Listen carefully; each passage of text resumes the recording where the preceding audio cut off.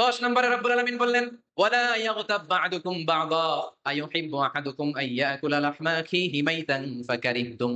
খবরদার কেউ কারো গীবত করো না। কি করো না? গীবত করো না। এই উঠতেছে কে? বসেন। এখনই কথা শেষ হবে, একসাথে উঠবো। বসেন। আমার দিকে তাকান। আওয়াজ বন্ধ করুন।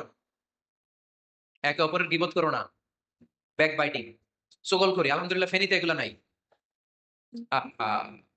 চায়ের দোকানে বসে এর কথা ওর কানে, ওর কথা ওর কানে বইলা সমাজে একটা গিরিঙ্গি লাগে। আছে না নাই?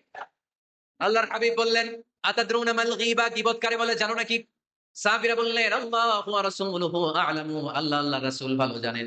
বিশ্বনবী বললেন, যিকরুকা আখাকা বিমা ইয়াকরাহু। তোমার কোন ভাইয়ের অনুপস্থিতিতে তার ব্যাপারে এমন কোন কথা বলা যেই কথা শুনলে সে মনে কষ্ট পাবে। গীবত কারে বলে বুঝছেন? আপনার ভাইয়ের অনুপস্থিতিতে আপনার ভাইয়ের ব্যাপারে এমন কোন কথা বললেন যেটা শুনলে সে মনে কষ্ট পাবে। এক সাহাবী বললেন, আফারাইতা ইন কানা ফি আখি মা আকুল। নবী, আমি আমার ভাইয়ের ব্যাপারে যেটা বলছি এটা যদি সত্যিই হয়, তার মধ্যে যদি আসলেই এই সমস্যা থাকে, তাইলে? আল্লাহর হাবিব বললেন, আরে তাইলেই তো গীবত।